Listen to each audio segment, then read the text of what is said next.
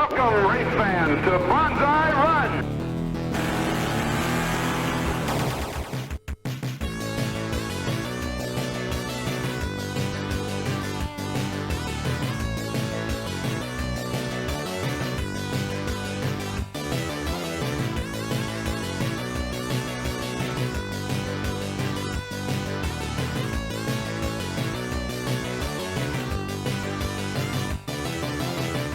Banzai Run is a pinball machine released on May 20th, 1988, and manufactured by Williams Electronic Games. This is the first and only game to feature a flippable second playfield on the backglass. Over the years, Banzai Run has attracted many players to the backbox, referred to as Banzai Hill. Unlike upper playfields featured on games before it, Banzai Run literally went up, straight up. During the late 80s, very few tables boasted strange gimmicks, and pinball as a whole was about to go through a huge change. This machine would bring innovation to arcades around the world, inspiring subsequent games to push the boundaries of what the silver ball could do.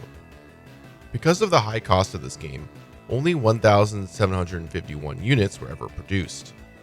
Nevertheless, Banzai Run remains a classic fondly remembered by many. This is the history of the Banzai Run pinball machine.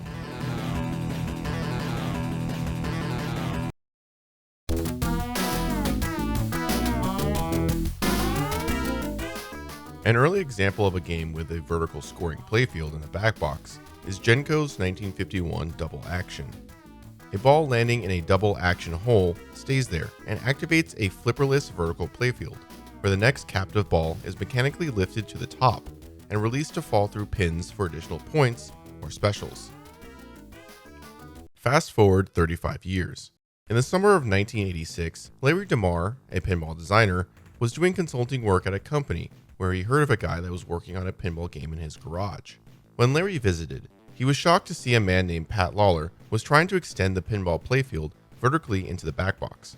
Pat believed the backglass area was wasted as far as gameplay was concerned, and wanted to be able to flip the ball up there.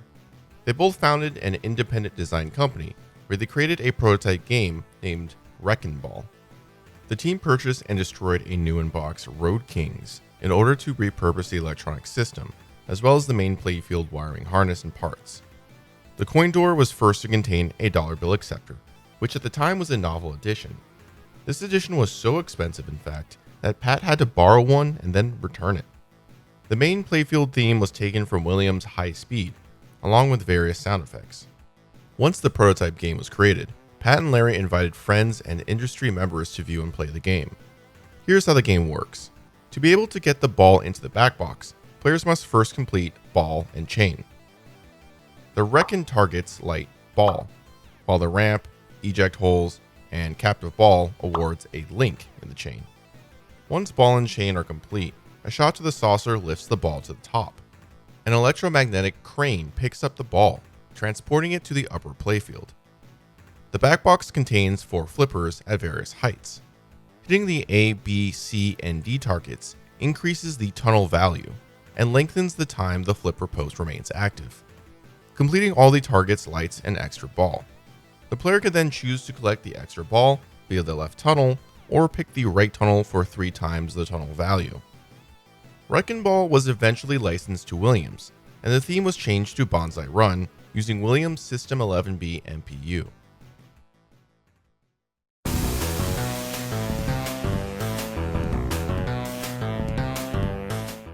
Many elements from its predecessor made it into Banzai Run, such as hitting stand-up targets to reach the backbox and score points. Banzai Run is a motocross race, and the objective of the game is to challenge 4 racers ahead of you, defeat them, and then challenge and defeat the king of the hill. The 4 racers are Red Hot, Bluebeard, Yellow Belly, and Green Machine. The game features a total of 6 flippers, 3 pop bumpers, 2 spinners, and a left outlane kickback. Of course, I cannot forget that cool magnet biker that brings the ball up. The left slingshot also has an unusual design.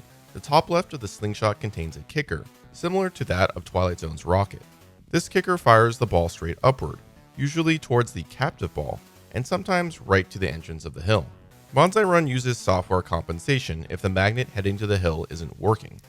Any shot to the hill entrance will spot one challenged opponent if lit, block a ball for multi-ball, and defeat the king.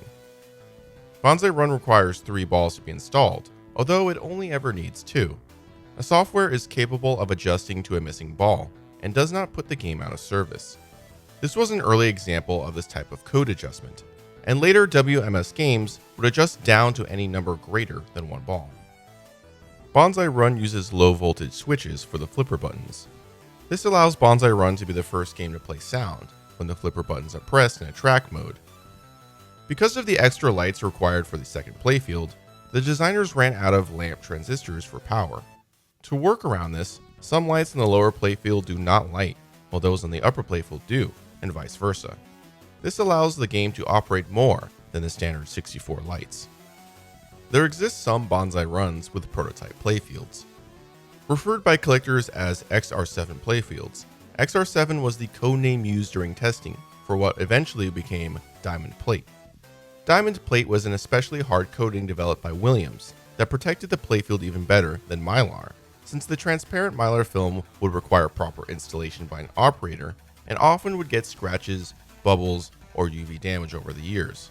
Diamond Plate was introduced as a trademark by Williams in the late 1980s, and they experimented with it on a few games of the series. Terminator 2 was the first game to feature Diamond Plate on the full production run. Naturally, these rare XR7 playfields are sought after by collectors. Now that should do it for how the game was made. Let's move on to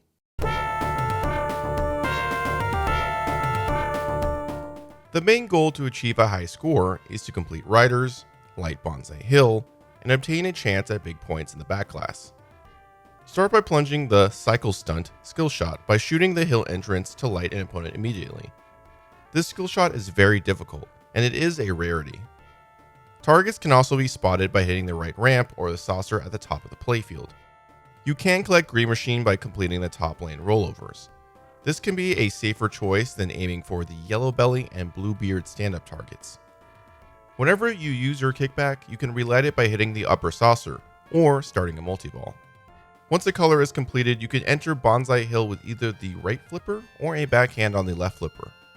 Once on Banzai Hill, hold the left flipper up to trap the ball and make it easier for your shots to aim.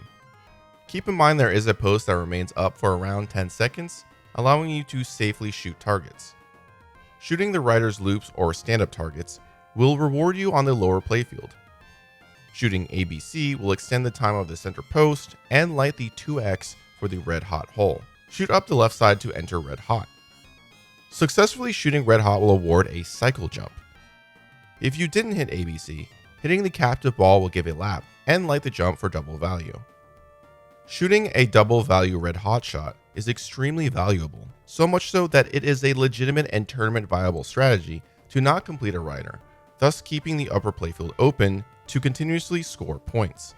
There is a freestyle section on the back glass that contains no flippers, just 8 targets, 2 corresponding to each opponent. A ball is kicked from the lower left of the playfield, and if it hits any of the lit targets, that opponent is spotted. The freestyle playfield is fairly unimportant. It is too much work for a chance shot at claiming an opponent, when you can just as easily do it yourself. This area has a smaller 15/16 inch ball, so if you need to replace it or are wondering why it's not working correctly, that's why. Once all riders are defeated, this will light the lock on the upper playfield for multi-ball. The object of multi-ball is to defeat the king of the hill and win the race. This is a very difficult 2-ball multi-ball. To score the jackpot, hit the first ball into the upper saucer, then hit the captive ball at the top of the upper playfield. It is one of the hardest jackpot shots to hit in all of pinball, and even harder considering you can't even lose a single ball. Collecting ABC and then shooting the captive ball scores a 1 million jackpot, plus an extra ball. If you manage to trap the ball after getting the jackpot, you can hit the captive ball again for a victory lap for 250,000 plus 2 laps. The right ramp is then lit for 250,000 and 2 laps for the rest of the multi-ball, plus 1 extra after the multi-ball has ended. These victory laps are similar to the ones in World Cup Soccer, which is also a fantastic game. Banzai Run was the first game to offer a multi-ball restart. For many years, Williams internally called multi-ball restart rematch, like the game does. Laps are also an important gameplay element to be aware of. You start the game with 1 lap spotted towards your total that can be increased with a shot to the ramp, a shot to either of the 1 lap targets, or a shot to the captive ball on the upper playfield. The number of laps affects the value of the captive ball on the lower playfield and lights an extra ball. 25 laps awards finish line, which grants 750,000 plus an extra ball. Good luck, and may you get your name on the board.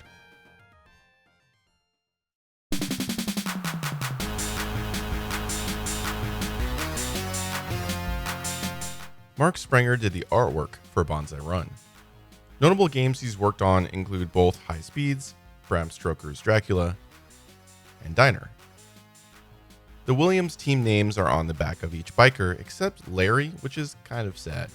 The faceless riders in order of rank are John Crutch, Pat Lawler, Ed Boone, Mark Sprenger, and Brian Schmidt. In the old days of pinball, music wasn't recorded in a sound studio. Lists of instructions were used to tell the synthesizer when to play what note. These long lists of text files were hand-typed, which at the time was the most efficient way to do it. MIDI had not taken off, and would have been less efficient.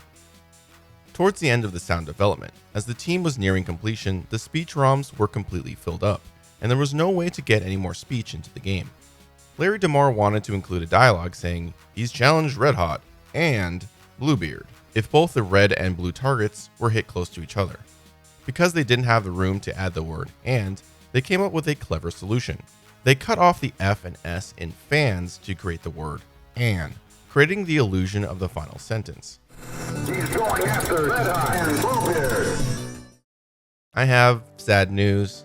There are no cows in this game. If the ball somehow manages to fall off the upper playfield without going through one of the 3 drains, the game will realize this and give you another ball with a display "Super Jump, Shoot Again." The LCDs are a 7-digit alphanumeric type, so the highest score you can record is 10 million, after which the display goes back to 0. If you do manage to get to 10 million or more, you automatically get number 1 on the high score board with a score of 9,999,999. If you get 2 multi-balls on the same game, you light special on the outline, a rule that would carry over to other Pat Lawler games, such as Funhouse and Whirlwind. Banzai Run was formerly available as purchasable DLC in the Pinball Arcade until June 30th, 2018, when the WMS license expired and had not been renewed. Due to this, the DLC is no longer available for purchase. Unlicensed recreations of the game are available for Visual Pinball that runs on Windows. As of this video, the average price of a well-working machine being sold off Pinside is between $9,000 and $11,000. If you would like to play a Banzai Run, check out this pinball map that I will link below. Banzai Run has been welcoming race fans for over 30 years. It is well remembered as being Pat Lawler's first pinball machine that launched him into becoming the legend he is today. The unique playfield and fantastic music continues to entertain those that are lucky enough to play this game. Thank you so much for watching this video. If you enjoyed it, consider subscribing and dropping a like. Thank you to everyone who suggested this video, and leave a comment on what you'd like to see next.